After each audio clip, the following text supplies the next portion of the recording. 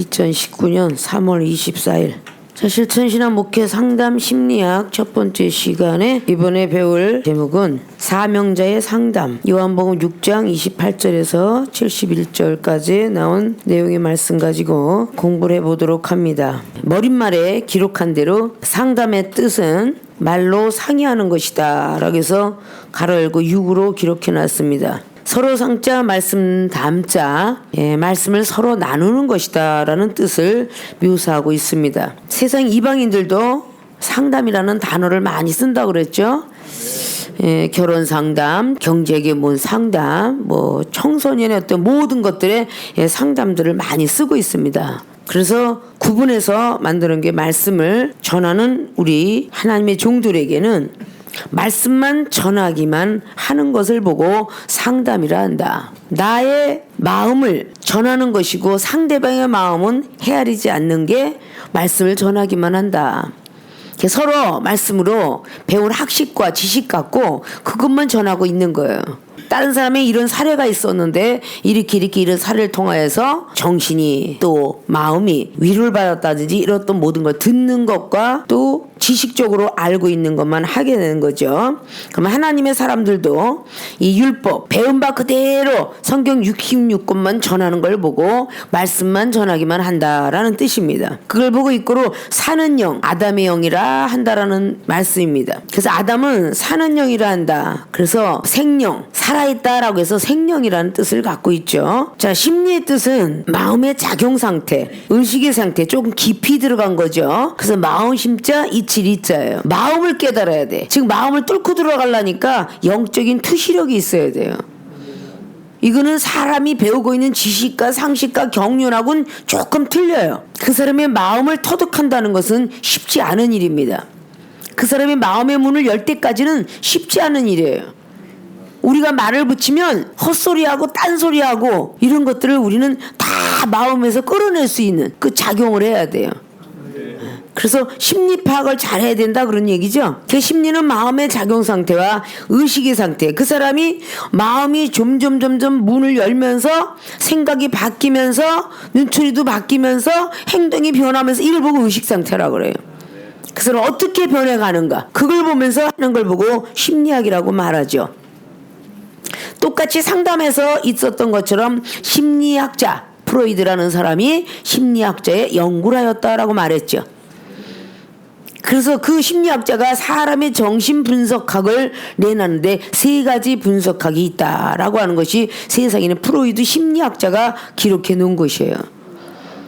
그 심리학자가 첫 번에 분석해 놓은 정신학이 뭐라 그랬어요? 이드, 이고, 슈퍼 이고 이걸로 말은 않는데 정신적 분석학에서 나오는 것을 첫 번에 나와 있는 것을 보고 무슨 자? 원초아. 원시인과 같다 그 말이에요. 원초아적인 사람의 정신 분석을 했는데 세 종류의 사람이 있다. 그래서 원초아적인 사람, 두 번째 자아적인 사람, 세 번째 초자아적인 사람이 있다. 그 정신적 분석을 한 거예요. 근데 원초아적인 사람은요 전혀 배운 바가 없기 때문에 무식이 그냥 드러나고 그 사람의 어떤 성격과 이런 것들을 절제하지 못하고 자제하지 못하고 바로 폭력적인 언어라든지 폭력적인 행동이라든지 이런 걸로 나가는 걸 보고 말하는 거예요. 두 번째 자아적인 사람들은 배운 바 지식이 있어서 도덕과 진리, 예의, 범절 이런 걸 조금 알아가는 사람을 보고 이야기하죠. 저 상대방이 타당성이 있다라고 느껴지면 고개 숙이는 거. 그러나 저 사람이 타당성이 없고 너가 오는 말이 이렇게 이뻤기 때문에 내가 너한테 가는 말도 이쁘다. 또 이런 걸 보고 자아적인 사람이라죠. 있는 그대로 서로 지식을 나누고 상식을 나누는 사건. 그걸 보고 자아적인 사람이라고 해요. 초자아적인 사람 보고 초능력자라고 볼 수가 있어요. 초월한다 그 말이야. 인간의 상식, 지식, 모든 경륜들을 초월했다 그런 얘기예요. 초작은 사람. 그러니까 자기를 마음도 다스릴 수 있고 자기가 절제할 수 있는 능력, 죄를 다스릴 수 있는 능력 이런 모든 것들을 보고 초자적인 사람이다 그래요. 우리가 하나님을 아무리 많이 잘 믿어도 은사와 능력을 받아도 자기의 성격에 못 이겨가지고 자기를 못 다스리는 사람 많잖아요. 그러니까 그러니까 주의 종들이 은사능력 받았다고 해도 본인의 말을 잘 듣는 사람한테는 말이 곱게 나가는데 본인의 말을 안 듣는 사람에게는 곱게 나가질 않아요. 거칠게 나갑니다. 아무리 능력자라도 한 번 뺨떡을 때리면요 화 안 낼 사람 없어요. 근데 뺨떡을 때려도 성경 말씀이 있듯이 왼쪽 뺨도 때려서 당신 마음이 속 시원하다면 때리세요. 이런 사람이 어디 있겠냐. 그런 사람을 보고 초자아적인 사람이다 그런 얘기예요. 그러니까 우리 주님은 초자아적인 그 가운데 들어가시는 분이죠. 말씀을 갖고 우리는 화가 날 때 말씀이 생각나야 된다 그랬죠. 기쁘고 즐거울 때 생각나는 것보다 누구를 막론하고 다 하나님을 믿는 사람이 성경 66권에는 하나님 믿지 않는 사람은 기록이 안 돼 있어요. 하나님을 믿다가 타락을 했다든지 하나님을 믿고 있는데 우상을 숭배했다든지 이런 등등이 전부 하나님의 창조품 자체가 하나님을 아는데 아담과 하와가 그러면 계속적으로 내려오면서 하나님을 몰랐다는 사람이 기록된 사실은 없다는 거예요. 전부 하나님이 알았다는 거죠. 아브라함과 이삭과 야곱의 하나님 뭐 그 등등 사건 속에 다들 아무리 악한 왕일지라도 열왕기상하에 역대상하에 아무리 악한 왕일지라도 하나님을 꼭 아셨다 그 말이야. 그들이 타락한 것이죠. 모압과 암몬 족속이 아무리 전쟁을 좋아하는 족속이라 할지라도 그들은 하나님을 알았어요. 그렇죠? 두려움도 알았어요. 이런 사람들이 성경적에 전반적인 게 나타나고 있잖아요. 그 블레셋이나 일곱 족속에 가나안 땅 도착해서 남아있는 일곱 족속 하나님을 몰랐느냐? 다 알았어요. 이방인 기상나합이 여호수아 2장을 통해서 상천하지에 이스라엘 하나님만큼한 분은 없다 그 말하잖아요. 지금 많은 현재의 무속인들도요 하나님을 알아요. 지금 무속인들도요 우리 신보다 센 신이 하나님 신이야 이렇게 알아요. 그러니까 하나님 모르는 백성은 없다는 거예요. 천지신명을 찾고 있는 사람도 하나님 아는 거예요. 일월성신 찾고 있는 사람도 하나님 아는 거고요. 모든 사람들이 하늘의 이 길을 부여받지 않으면 아무것도 할 수 없다라고. 그러니까 토양을 보고 다니고 있죠. 그죠? 선산을 보고 다니고 있죠. 풍수지리를 하고 있죠. 이게 하늘에부터 내려온 길을 부여받지 않으면 할 수가 없는 거예요. 그러니까 전부가 알고 있구나라고 우리는 봐야 되겠죠. 그래서 자기가 스스로를 견디지 못하면 나는 어느 단계의 사람인가. 말 그래도 이거보다도 슈퍼이고 아유 슈퍼의 사람이야. 슈퍼맨 대단하잖아. 슈퍼맨 남도 구하잖아. 슈퍼맨이 남도 구해. 그런데 다른 일반 회사원이나 일반 회장 사장이 남을 구했다는 소리는 없어. 그래 싸움을 좀 잘하고 막 태권도에 뭐 유도에 또 중국에 태국에 무에타이고 막 이런 것들이 나오잖아요. 콩우 뭐 이런 것들을 다 나오게 되죠. 그들은 뛰어난 그것을 통해서 남을 구하는 단계가 됐어. 그런 걸 보고 초능력이라고 하죠. 남을 구할 수 있는 정도가 되어야 초능력인 거야. 아십니까? 자기 스스로도 이겨내지 못하면요 아직도 멀었다는 거지. 그러니까 가인도 역시 하나님을 알 뿐이야 엄청 알았죠. 아담과 하와의 엄마 아빠를 통해서 하늘의 세계를 얼마나 많이 알았겠어. 아담과 하와는 최초의 인간의 후손이잖아요. 그러면 아담이가 하나님하고의 어떤 선악과만 안 알려줬지 거기엔 동산 과일부터 시작해서 가만히 앉아 드론드론 이야기하면 우리 부모가 부모님의 세계를 알려줘요 안 알려줘요? 가끔 아기를 안고 앉아서 엄마 아빠의 인생은 이렇게 살았는데 엄마 아빠의 할아버지는 이거 증조는 어떠고 고조는 어떠고 이랬단다. 지금도 때때로 그러잖아요. 이 씨 가문에 어느 씨를 하니까 이성계 후손이다. 뭐 세종대왕의 후손이다. 또 최 씨 같은 사람이 또 무슨 최영 장군의 후손 아니냐 라고 이렇게 따지고들 있잖아요. 그거는 우리가 부모를 통해서도 선생님을 통해서도 배웠기 때문이지 그 사람이 응리하고 태어나서 아는 법은 없어요. 다 전해져 내려가서 아는 거죠. 부모는 이랬단다 이렇게 해서 힘들. 그러면 점차적으로 뭐 세종대왕 때부터 지금까지 내려서 한거리 이렇게 해서 전해져 내려왔단다. 그리고 뭐 독립군은 어떻게 생겼으며 막 그렇게 계속 내려왔으니까 우리 부모님의 욕되지 않게 하려고. 김두한 씨는 깡패로 알려졌지만 김두한 씨의 아버지는 장군으로 알려졌잖아요. 김자진 장군으로. 그것도 역사도 보면 이왕이 좋다고 해서 아들이 잘난 게 아니라 그 왕은 굉장히 훌륭했는데 그 다음 왕은 안 훌륭한 사람도 많아. 여호사밧 왕이 참 훌륭했어요. 근데 아사왕이 아버지인데 유대왕의 그 아사왕이 모후 태후의 우상을 철폐하죠. 그런 그 제단을 안 했기 때문에 남아있어서 또 여호사밧 왕은 기도를 엄청 하는 사람이에요. 그러나 그러나 아호왕과 사돈지간을 만들면서 몰락을 하죠. 근데 여호사밧 왕의 그 여호람은 더 못된 일을 해갖고 결국은 창자가 나와서 죽는 그런 일을 만난 게 그 아들이에요. 그러니까 우리의 어떤 모든 역사적인 거면 내가 못됐기 때문에 우리 자식이 게 아니라 이 성경적으로 다 뭐 부모가 이가 시리다고 자식도 시리겠느냐, 이게 결국 에스겔 18장에도 나와 있죠. 아니 부모 이빨 시리다고 자식 이빨도 시리겠어? 부모가 틀리했다고 자식도 틀리하나?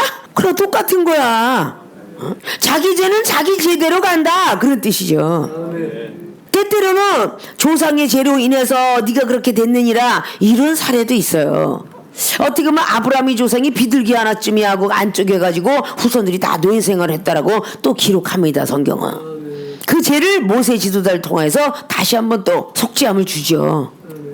근데 이거는 저거 다 필요 없어. 예수 그리스도께서 오신 후로는 모든 게 죄가 사해진 거야.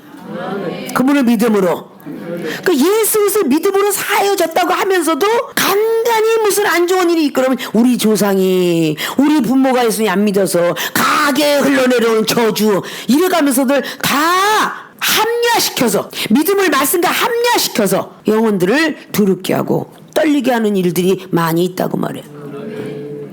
내 믿음은 내 믿음이고, 능력의 종의 믿음이 강하면 그 능력의 종의 부모를 따라올 수 있도록 만들어야 되고, 자식들이 믿음이 엄청나면 자식들의 믿음을 부모를 끌고 와서 만들어야 되고, 이게 우리가 책임을 갖고 있는 거예요. 누가복음 18장의 8절처럼 마지막 때는 믿음을 보겠다라고 했지, 그 사람이 뭐 은사나 능력, 말씀 잘 전하고 이거 아니에요. 믿음을 보겠다고 말씀하셨어요. 말씀은 사랑만 있으면 완성된다. 로마서 13장 10절에 있는 것처럼 말씀은 사랑만 있으면 완성이 될 거야 라고 말씀했어요. 우리는 자기 자신을 억압할 수 있는 힘, 신학생들은 몰라도 대학원생들은 몰라도 학술원생만큼은 초자적인 사람들이 돼야 돼요. 아십니까? 그냥 신학교에 입문한 사람은 그냥 원초적인 사람이 되려서 무분별해서 선배도 후배도 알아보지 몰라도 어쩔 수 없이 포옹을 해야 되겠지만, 4년을 걷고 2년을 걸어서 6년하고 7년하고 학술원생을 하면 거의 15년 20년을 걸은 사람이 초자적인 사람이 되지 못한다면 그 사람은 기형하라, 아니면 정신박약자라, 분노 조절도 못하는 자라, 결정을 제대로 못하면 뭐라고 그랬어요? 결정장애라. 내가 신학을 가는 게 맞아 안 가는 게 맞아, 오늘도 헷갈린다, 방학하고 나면 또 헷갈리고 또 끝나면 또 헷갈리고, 내가 이게 학교 오는 게 맞아? 이 결정장애 걸린 병이야 그거는. 응? 결정을 못하는 사람은 결정장애자라고 그래. 아십니까? 내가 잘못했는지 안 잘못했는지 그것도 분별 못한다면 그것도 결정장애자야. 뭔가 내가 말 한마디 딱 해서 저 사람이 기분이 나빠서 얼굴에 딱 그러면 왜 기분 나쁜데? 왜 얼굴이 그렇게 생겼는데? 내가 뭐 잘못했어? 이런 아주 대단히 못된 병을 갖고 있는 사람도 많아. 아십니까? 전혀 자기하고는 관계가 없다라는, 전혀 자기가 한 일도 모르고 자기가 한 건 잘했다 그러고 그 하는 거 뭐 사이코라 그랬어? 사이코패스도 무하나 패스 있는데, 소시오패스. 그 병을 보면은 자기가 하고 나서도 몰라 내가 뭐 잘못했니? 그렇게 돌아가는 거야. 그리고 우울증 환자, 뭔가가 말 한마디 딱 들으면 벌써 딱 쭈그러잡고 눈은 다 내리고 앉아갖고 쭈그러잡고, 이 우울증 환자야. 혼자 있길 좋아하는 거. 조울증 환자는 줘봐 그러다가 조금 있다가 또 무슨 소리면서 이게 조울증 환자야. 응? 이게 엄청난 병들이지. 근데 우울증, 조울증보다 더 무서운 게 죄연병이래. 죄연병은 지뢰갑을 먹는 거야, 지뢰. 저 인간이 내가 덤벼들지 않으면 저 인간이 나한테 덤벼들 것 같다, 어떤 그런 상상 속에 그 사건을 먼저 저지르는 거야. 뭔가 아무 말도 안 되는 눈치 딱 보고 나서 길게 딱 눈치를 보고 나서 저기다가 막 하고, 사람들 괜히 눈치만 보고 앉아갖고 그릇을 갖고 있다가 막 이렇게 눈치하면서, 왜요? 내가 여기다 그릇 놓을까봐 지금 나한테 지금 이렇게 눈을 째려보는 거예요? 이런 것들, 그게 조현병이야 그게. 응? 미리 지혜갑을 먹고 저 사람이 나한테 뭐라고 할 것이다라는 생각을 하는 거, 아주 무서운 병이더라고요.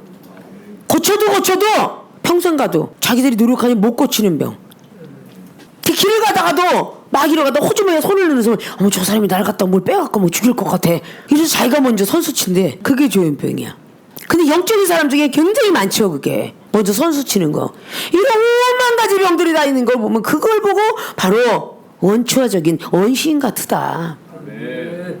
지식을 많이 배우고 배웠으면 이제 그것 갖고 딱 성경 속에 나는 사울과 같구나. 오늘은 사울, 내일은 삼손. 모레는 솔로몬. 이 우리는 수시로 각각으로 변하는 거야. 응? 또 한 달 후에는 어떻게 보면 사사기라는 아비멜렉도 같고, 어떨 때는 기쁘고 즐거움은 이삭 같기도 하고, 순종을 잘하는, 어느 날은 베드로 같기도 하고, 어느 날은 디모데 같기도 하고, 어느 날은 사울 같기도 하고, 바울 같기도 하고, 이렇게 아주 수시로 들락날락 하면서 사람이 변질이 돼. 때로는 말씀 갖고 또 이용도 하죠. 그가 뭔가 배웠으면 그게 자적인 사람인데, 우리는 모든 것들을 다 통과해야 되는, 보혜사 성령은 모든 것을 통달했느니라. 성령론에서 배우게 됐죠.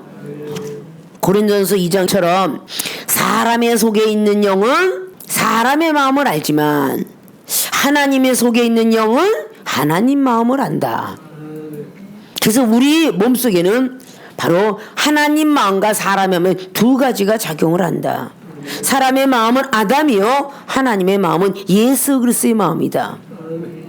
영혼이 육체가 있을 때 우리는 죄를 짓고 죄를 아는 거예요. 육체를 가졌기 때문에 악과 선이 존재하기 때문에 우리는 죄를 짓는 거고요, 죄를 알아요.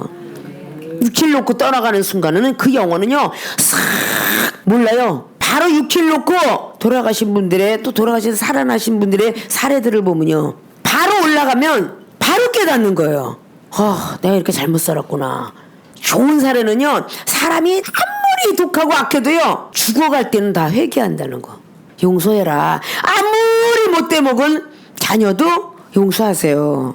아무리 못돼 먹은 부모님도 용서해라. 다 씻자. 이리로 간다는 거죠. 그러고 가는데 바로 육체를 떠난 그 영혼은 얼마나 많이 해박할까요? 많은 것들을 알겠죠? 그런데 살아있을 때도 우리가 하나님의 영을 부여받으면 바로 이렇게 하나님의 영을 분별할 수 있고, 하나님의 마음을 아직도 모른다면 이건 사람의 영 속에 아직도 주둔하고 있는 거야. 사람의 영도 아담의 영을 받고 태어났기 때문에 생각할 수 있고요, 마음 먹을 수 있고요, 온갖 정신, 지각, 기억력 똑똑하죠. 근데 아벨과 가인이 더욱더 하나님의 그 아들 아담을 통해서, 하와를 통해서 들었던 세계는 아무도 없어. 인간 세계는요, 아담과 하와, 그리고 이제 태어난 게 아벨과 가인이니까 인간이라는 사람은 없는 거야. 그러나 짐승과 만물은 있어요. 바다의 생물과 하늘의 모든 건 있어요. 그럼 아담과 하와가 듣고 온 옛날 얘기는 하나님으로부터 천상의 세계를 들었겠죠. 공룡의 세계를 들었을 것이고, 천사의 세계를 들었을 것이고, 신들의 세계를 들었을 거라고요. 그 아담과 하와만큼은 많은 걸 들었겠죠. 그러니까 어떻게 보면 그 아벨과 가인이 아주 엄청난 영적 세계가 열렸을지 몰라요. 하나님께서 날 싫어하는구나, 좋아하는구나까지도 엄청 강하게 느꼈기에 가인은 아벨의 제사는 받았는데 내 제사는 왜 안 받아요? 라고 불평불만을 하고 결국은 동생을 사랑하지 못한 것이 결국은 살인까지 저지르게 되죠. 같은 형제인데도 사랑하지 못하니까 살인까지 저지르게 되는 거예요.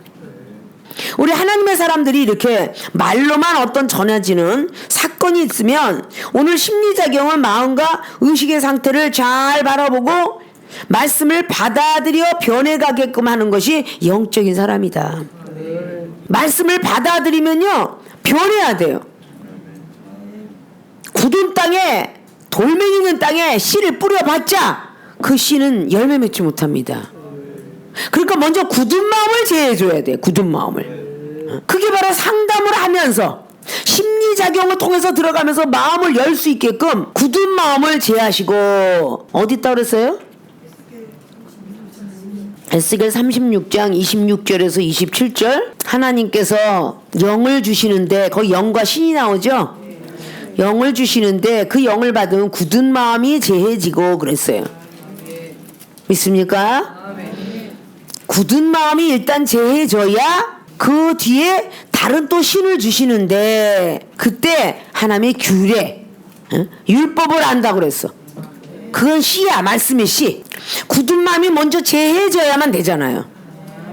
아까 이제 돌멩이 산이 완벽하게 없어지고 아주 보실보실한 땅이 되어야 거기다 씨를 심어야 열매가 된다 그랬잖아요.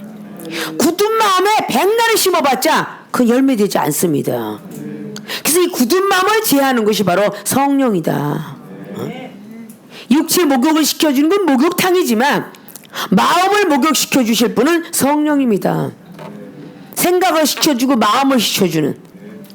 그래서 먼저 성령의 은사가, 이 주의 종교는 성령의 은사가 우선이에요.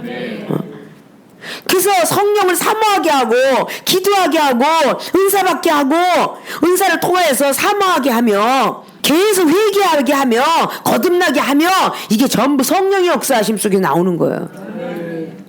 그렇게 생각과 마음이 다듬어진 후에 주옥 같은 말씀을 집어넣어야 그 말씀이 의미 돋고 순이 나고 꽃이 피고 열매가 나는 거예요. 아십니까? 아무것도 개간되지 않은 땅에 씨를 뿌리면 그거 죽을 거 아니에요. 꽃이 피긴커녕 씨도 죽어 그냥. 그러니까 이 굳은 마음을 제해주고 생각을 제해주고 이런 것들이 전부 보혜사 성령이라고 그러잖아요.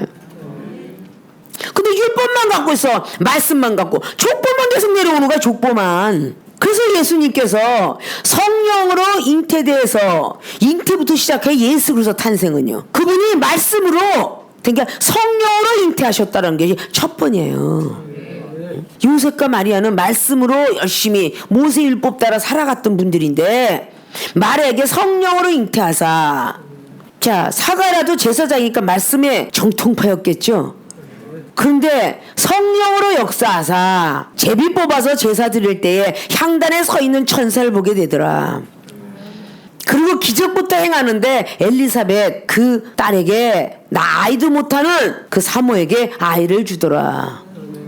성령으로부터 시작해서 다시 예수 그리스도. 성령은요, 내가 알게 들어오는 것이 아니야. 마리아가 그냥 뭐 기도하고 살았겠죠. 어느 날 갑자기 천사가 나타나서 은혜 받은 자요, 너는 은혜 받은 자로다. 성령으로 잉태된 구주 예수 그리스도 성령이 임할 것이다. 이거는 지금 이 시대에도 선지자들도 아우 성령 인사 꽤 많이 받은 것 같아? 그때 부인하는 사람 없잖아요.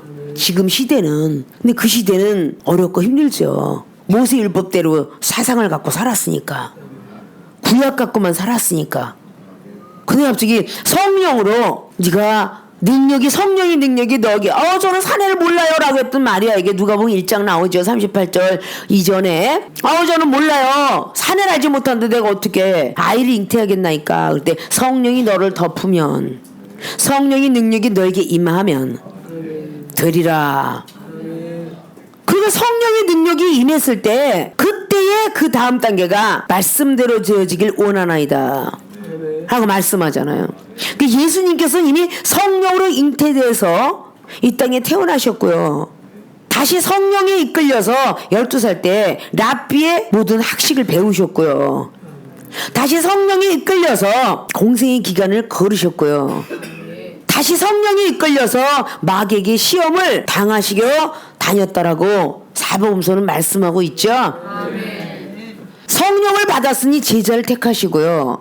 성령을 받았으니 제자 양육시켰고요. 성령을 받았으니 병든 자 고쳤고 귀신을 쫓아내더라. 이게 전부 성령의 힘이에요.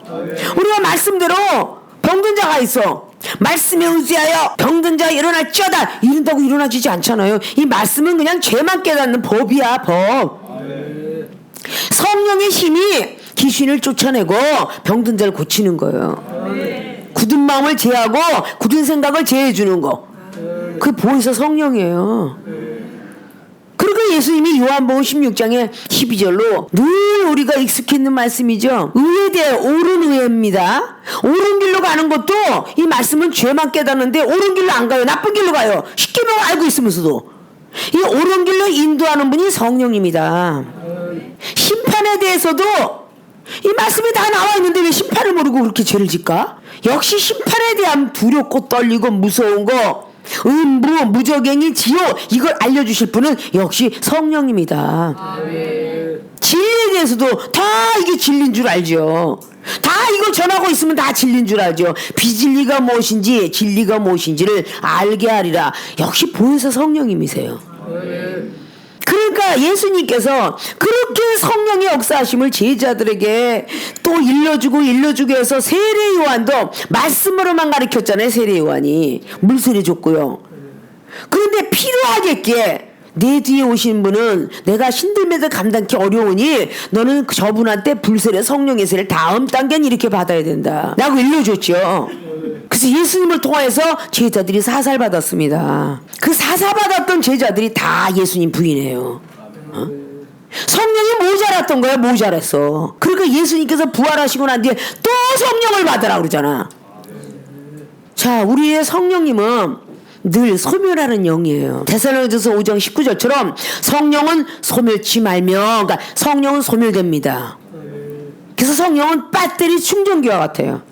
전기를 꽂아야만 배터리가 충전이 되듯이 영혼의 배터리 성령님은요 계속 전기를 꽂아야 돼. 아십니까? 그래야 이게 배터리가 충전이 되는 거예요. 성령은 소멸이 되는데 우리가 기도하면 하늘에서 번개와 같이 나타나셔서 우리에게 딱 스파크를 일으켜줘. 그때 성령님이 또 충만하게 차는 거야. 기도라고 하면 왠지 충만하잖아요. 배터리가 완땅돼서 그래. 응? 말씀을 막 보는 사람은, 말씀이 꿀속이 좀 단 사람, 제사장들은 말씀에서 참 넓이와 길이 높이와 깊이가 보기 때문에 막 꿀속이 같은데, 초보자인 집사에게 말씀 좀 보세요 그러면 너무 졸려. 초신자들에게는 이게 수면제야. 그래, 강신자들에게는 너무도 시간이 없어서 못 보는 거지 볼수록 꿀속이 같거든. 그렇게 차이점이 있다는 거죠. 똑같은 성경 66권이라도 그냥 천사로 나오고 인간으로 나오고 막 그러면 창세기까지 딱 요새까지 나오면서 참 재밌는 동화책 같아. 근데 집사님들한테 레위기, 신명기, 민수기 읽어라 그러면, 써라 그러면요 졸려 못 살아요. 그건 제사장들한테만 필요한 거니까. 출애굽기 장면 좀 재밌어. 사사기도 그러고. 생전 평생 예수님 믿으면서 나움 한 장을 안 읽어본 사람도 있을 거야. 나움이라는 것이 한 장인데 한 장 안 읽어본 사람도 있을 거라고요. 관심이 없으니까. 오바다가 관심이 있겠어. 학교에서라도 제대로 읽어보겠어. 안 읽어보잖아. 틀림없이 말씀인데. 근데 요나서는 너무너무 우리가 주의 종들이 설교만 하면 요나서 참 많이 하잖아요. 불순종하지 말자고. 그러니까 요나서는 아주 통달들어 하지. 믿음 있을 때 행하지 못한 야고보서 또 아주 친숙하지 그냥. 그렇지 않아요? 계시록이 두렵고 떨려서 안 보는 사람이 또 많죠. 항상 제일 많이 보는 건 사복음서. 그리고 사도 바울 선생님의 사도행전, 그 누가가 쓴 그 기록, 그리고 골로새서 옥중서신. 아주 여기다 거의 신약복음의 포커스가 됐지 구약도 제대로 안 다루는 사람도 많다고 그러잖아요. 지루하니까. 구약이나 신약이나 다 예수 그리스도 그분의 말씀의 열매로 끝납니다. 어느 장을 뒤다봐도 그 열매는 예수 그리스도예요. 첫 열매가 되셨던 예수 그리스도입니다. 썩은 열매가 아담의 열매라고 보면 부활의 열매는 예수 그리스도예요. 그래서 너희들도 첫 것을 드려라 라고 말씀한 거죠. 첫 시간을 드리고 첫 것의 물질을 드리며 첫 소산을 드리고 첫 시간 새벽 기도를 드리며 한 달에 첫날을 드리고 1년 중에 1월 1일 첫날을 드리며, 이렇게 하나님 원하는 것이 굉장히 중요하게, 첫 단추가 중요하기 때문에 그렇게 요구를 하고 계시는 거죠. 여러분이 말씀을 막 전하고 있는데 모래땅에다 집어넣으면 쑥쑥 들어가 버리고 나타나질 않고, 돌멩이 밭에 뿌리면 썩어 없어지고, 이런 밭에다 말씀을 뿌려봤자야. 아십니까? 그래서 영원부터 우리는 다 치유한 뒤에 어떤 상처를 받았는지, 누구에게 시험이 들었는지, 병의 근원은 어디서부터 왔는지, 그래서 상담하기 굉장히 중요해요. 영혼들을 딱 있으면 예배 잘 드린다고 할렐루야 한다고 아니에요. 겉으로만 그렇게 막 희희낙낙 하는 사람들도 있습니다. 속에 있는 그들은 사랑의 메시지를 듣더니 희희낙낙 할지 몰라도 온갖 시험이 딱 닥치면요 믿음의 뿌리가 견고하지 못하기 때문에 바로 쓰러집니다. 믿음의 여러분이 경고할 수 있도록 마음속에 있는 상처, 생각에 있는 거, 어디서부터 이 근원이, 암의 근원이 어디서부터 나왔는가, 그걸 살필 줄 알아야 돼요. 그래서 예수로서 그분의 영은 살리는 영이다. 사는 영이 아니라 살리는 영이다. 말씀을 전하면 막 영혼이 살아야 되잖아요. 세상에 있는 우리가 육체가 살아나는 건 우리가 갖고 있는 양식이에요. 밥, 간식, 과일, 커피, 우유, 막 육체가 힘이 없어서 허덕거릴 때 빵을 줘봐. 입이 이만해지면서 살아나잖아. 목마를 때 물을 줘봐. 목말라서 혼났어. 그게 최고의 힘이지만 영적인 힘은 물과 같은 원리, 성령 충만한 기도, 밥과 같은 원리, 말씀의 능력, 비타민과 미네랄과 비타민 A, B, C, D, 철분부터 시작하여 칼슘에 이르기까지 필요한 것이 바로 성령의 은사다. 그래야 영혼이 산다. 내가 살아야 다른 영혼도 살릴 수 있다. 하나님 믿는 백성들이 자부심과 긍지가 크기 때문에 아주 절대적으로 쓰러지기가 쉽다는 거죠. 이방인보다 더 쉽게 쓰러지는 거예요. 그러니까 열왕기상 22장이나 역대하 18장에 아합과 여호사밧이 쓰러졌던 사건들이 하나님을 알기 때문에 더 쓰러지기 쉬웠다는 것이에요. 아십니까? 우리의 모든 믿음 생활에 우연히 까지 말아라고 말을 했죠.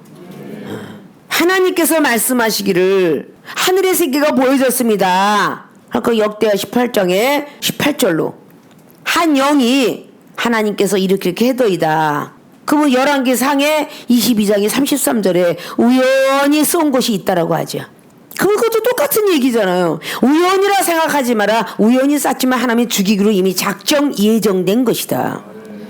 우린 전부가 예정되어 있어서 하나님이 부르셨고 문제를 주셨고 아픈 몸을 주셨으며 가정에 우환이 있는 것도 어떻게 보면 예수님이 잘못 믿어서 있는 사례도 있겠지만 하나님의 예정론 속에 들어가서 그것을 없애지 아니하면, 건강을 자랑한 사람은 건강을 치지 아니하면 하나님 앞에 올 것 같지 않으니까, 아프게 하시다가 싸매시는 하나님을 우리가 바라본다면 아프게 하신 분도 하나님이구나, 예정론에 들어가 있구나, 재산을 다 걷어가고 나는 것도 하나님의 뜻이구나. 욥을 보면 완벽하게 하나님을 알고 난 뒤에 다시 주더라. 그 원리를 우리는 알아야 된다는 거죠. 그래서 내가 완벽해지지 않으면 어느 영혼을 완벽하게 키울 수가 없어요. 근데 우리가 세상 향락에 젖어서 예배 드릴 때만 할렐루야하고 평소에 세상을 위해서 살 때는요 전혀 하나님하고는 관계가 없어. 24시간 하나님의 이야기로 입에 오르내리도 부족한데, 정치 얘기하면 정치를 홀깃하고 경제 얘기하면 경제를 홀깃하고 순간적으로 막 이리 갔다 저리 갔다고 결정장애가 많다고 그러잖아요. 갑자기 뭐 나라에 뭐가 없다 그러면 라면 가게가 동인하고 그 라면 다 퍼먹고 그때 가려고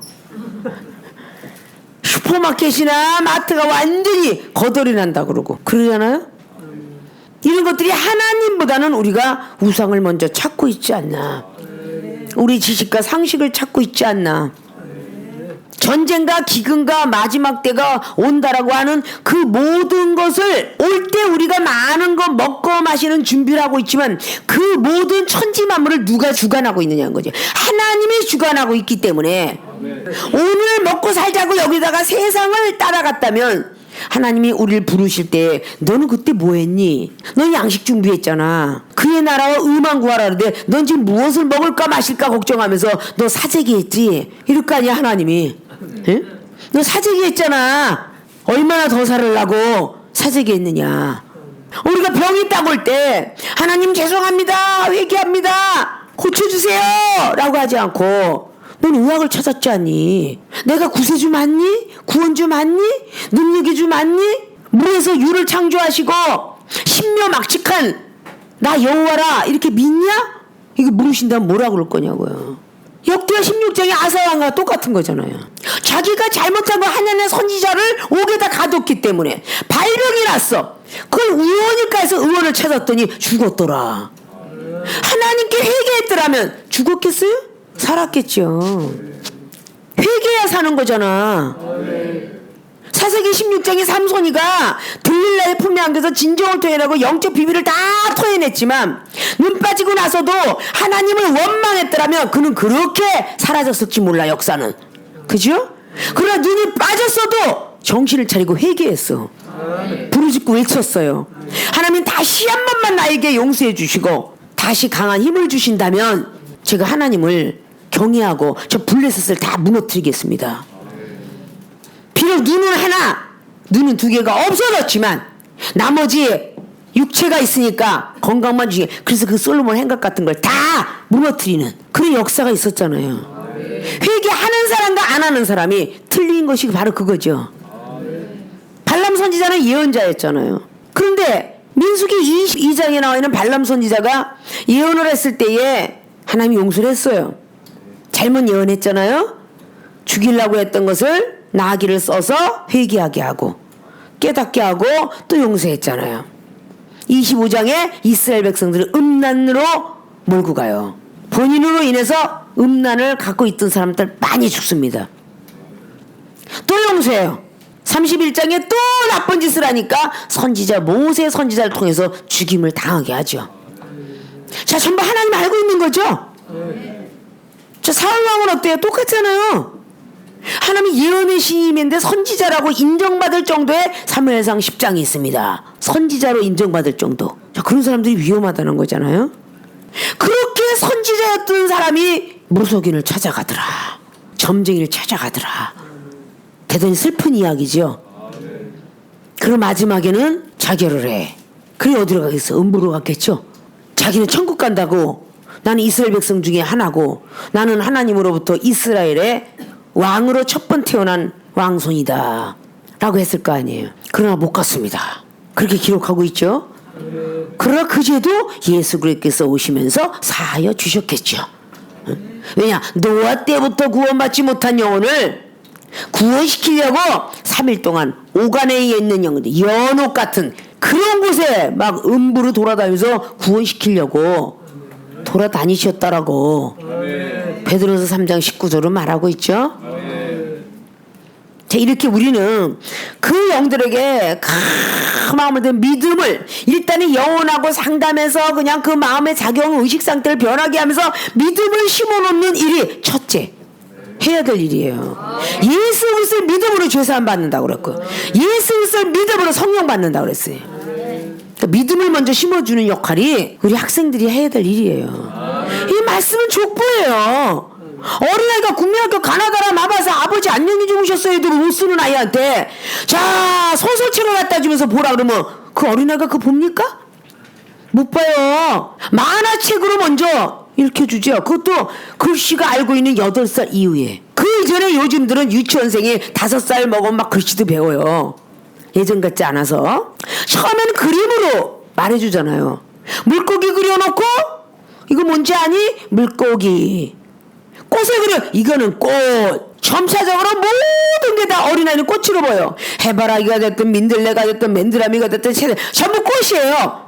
그 머리에 전부 입력을 할 때까지는 나이가 좀 있어야 돼요.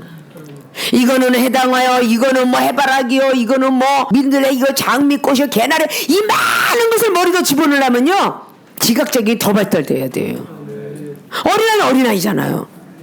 그림 일기를 시작해서 글씨를 배워가면서 점차적으로 소설에 들어가는 것이지 첫 번부터 하나님의 말씀을 믿으세요. 이러면 이 말씀 믿어져요?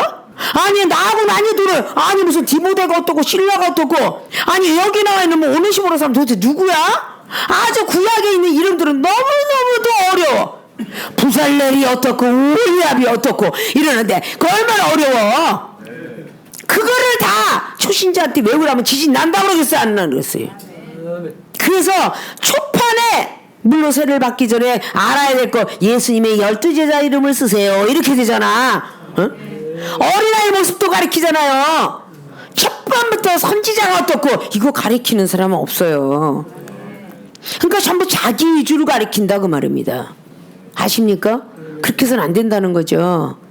믿음을 심어놓고 그 믿음을 심어놓은 자리에다가 기도하면 더 큰 세계가 열린다. 기도를 할 수 있는 성령을 소개하고 기도할 때 성령이 임하는 징조를 이야기해주고, 때로는 손이 찌릿찌릿하기도 하나, 때때는 머리가 쭈삣쭈삣기도 하나, 어떨 때는 무릎이 따끈따끈하기도 하며, 어떨 때는 막 그냥 허리가 불이 뜨끈뜨끈하게 휘어차기도 하며, 어떨 때는 손방망이처럼 손이 막 그냥 솜사탕처럼 굵어지기도 하며, 이런 징조에 대한 이야기를 해서 사모하게끔 만들어줘야 성령을 사모할 거 아니에요. 성령은 구하는 자에게 주신다고 누가복음 11장 13절 말했잖아요. 천부께서 구하는 자에게 주신다고. 보내서 성령이 내려와야만 지켜져. 갑자기요 눈을 감았는데 내가 헛것을 봤네. 첫 번부터 환상을 봤어요 하는 사람 봤어요 못 봤어요? 못 봤죠? 내가 어저께 밤을 잠을 못 자고 기도했다 보니까 갑자기 헛것이 보이나 봐요. 내가 밥을 좀 못 먹었더니 갑자기 이렇게 뭐가 왔다 갔다 하는 게 촛불 같은 게 왔다 갔다 게 보여요. 이렇게 얘기하지 제가 환상을 봤습니다 하는 사람 없습니다. 상담자가 이거는 환상의 은사네요. 아유 잠을 자다가 갑자기 들어갔다 나갔다면서 뭐가 보이게, 그건 비몽사몽간의 은사네요. 이렇게 가르쳐줘야 돼. 아유 어디 봐 이방인들한테 그 얘기해 보십시오. 머리 만져봅니다 먼저. 아이고 열이 나니까 얘가 헛것을 왔다 갔다 보네. 너무 많은 거 같다가 갑자기 저기서 어린아이가 저기 천사가 쫓아와 그러면 얘가 정신이 나가네. 정신병원에 가서 정신과 치료를 받자 이렇게 되는 거예요. 믿지 않는 사람들은. 아십니까? 성령을 구하게끔 만들어주고, 은사를 받았으면 감사하는 마음을 심어주고, 그 다음에 말씀이 얼마나 소중한지 족보를 알려주고, 신약의 족보와 구약의 족보를 조금씩 가르쳐주는 거죠. 절대 믿음이 왔다고 해서 율법은 버려서는 안 되느니라. 이게 사도 바울님께서 로마에 있는 교회들에게 말한 거예요. 예수를 믿음으로 제산받았다고 이 율법이 없어진 건 아니다. 율법도 있어야 되느니라. 율법과 믿음이 하나가 됐을 때 행해야 되느니라. 같이 알려주는 거죠. 그래야 영혼들이 살아납니다. 믿습니까? 세상에 있는 예화들은 우리가 너무 더 잘하는데 하늘의 것은 너무 모르죠. 그래서 예화 밑에 예화가 국어는 율법, 그냥 무조건 설교하는 것은 율법과 같다. 수학은 율법의 내용, 지혜로서 설교하는 것이다. 지혜는 많은 것들이 생산할 수 있어요. 하늘의 지혜는요 많은 걸 생산할 수 있어요. 고린도전서 2장의 5절로 나와 있는 7절 8절까지 하늘의 지혜는 예수님께서 받으셨다. 지혜 은사는 잠언서 3장에 금보다도 귀하고 진주보다도 더 귀한 것이 지혜다. 지혜를 구하라서 모세 선지자가 신명기 31장에 34장까지 기도해 줄 때에 지혜의 신이 임했더라. 믿습니까? 지혜의 지혜를 더 달라고 구하지 않았지만 백성들을 다스리려 하니까 지혜의 지혜를 더 주시더라. 다니엘서 9장 말씀에 가벨 천사를 통하여서 지혜를 갖고 오게 합니다. 우리는 어린아이 지혜가 틀리고 청년기, 장년기, 주의 종, 능력의 종, 이 지혜들이 다 틀려요. 예수님께서 그 하늘의 지혜를 받았기 때문에 랍비들이 감히 놀랄 정도로 요한복음의 7장의 14절 15절을 통해서 말씀하시는데 보혜사 성령님이 하게 하신다 그래요. 엄청난 지혜를 감히 서기관과 바리새도 따라오지 못할 정도로 그 지혜를 통해서 말씀이 있는 자에게는 말씀으로, 말씀이 없는 자에게는 비유로. 그래서 예수님은 한 말씀도 비유 없이는 하지 않았다라고 마태복음 13장에 34절로 말하는 것이고, 마가복음 4장이나 누가복음의 8장에 비유로 말씀하신 것들을 말씀하고 있어요. 믿음에 따라 말씀하는 거죠. 그러나 바리새인과 유대인들이 모세율법을 안다고 하는 사람에게는 계속 율법으로 말씀하시잖아요. 말씀이 있는 자에게 말씀으로, 말씀이 없는 자에게는 말씀이 없는 걸로 가리키고 있더라 그 말입니다. 자, 역사는 하나님의 계시, 영감이라 한다. 엘리야 선지자가 얼마나 영감이 크면 엘리사가 부러워했던 건 다른 거 아니었어요. 능력도 아니고 영감, 인스피레이션, 머릿속에서 나오는 거. 하나님께서 기억을 주시고 지각작용하고 정신작용 속에서 집어넣어서 10개자 볼시자 눈을 열어 보게 한다. 영감과 함께 보았던 것이 그대로 갑절의 영감이 임했기 때문에 열왕기 하에 6장에 바로 엘리사 역시 기도했더니 눈을 열어 보여줬더라. 그 사원에게 대단한 능력이죠. 그래서 뒤에 심리학은 마음십자, 이치자, 배울학자, 인간이나 동물의 의식과 행동의 양태를 연구하는 학문을 보고 심리학이다. 그래서 세상에도 심리학이라는 그런 공부를 합니다. 자, 우리 목회 상담한 심리학은 더더욱 중요하겠죠. 그 사명자의 상담이 요한복음 6장의 28절로 71절까지의 우리는 말씀을 통하여서 우리 주님께서 제자들에게 목회 상담 심리학을 어떻게 물음에 답을 해주시고 해석을 해주셨을까라는 것이 이번 학기의 머릿말에 이어서 요한복음의 6장 가지고 우리가 배워보고자 합니다. 자, 요한복음 6장의 28절로부터 시작했는데 앞에 자락은 우리가 너무도 잘 알고 있는 사실이죠. 오병이의 기적, 그리고 큰 바람을 불어서 파도를 멈추게 하는 역사. 그 후에 일어나는 것이 이제 26절 보면 예수께서 가라사대 내가 진실로 너희에게 이르니 너희가 나를 찾는 것은 표적을 본 까닭이 아니요 떡을 먹고 배부른 까닭이로라. 자, 예수님의 제자들도 성령이 있음을 알고 알았는데 너희들이 나를 찾는 것은 떡을 먹고 배부른 까닭으로 찾았다. 아직도 그 표면적 유대인이죠. 아직 완벽하게 능력이 될 수 없다는 거죠.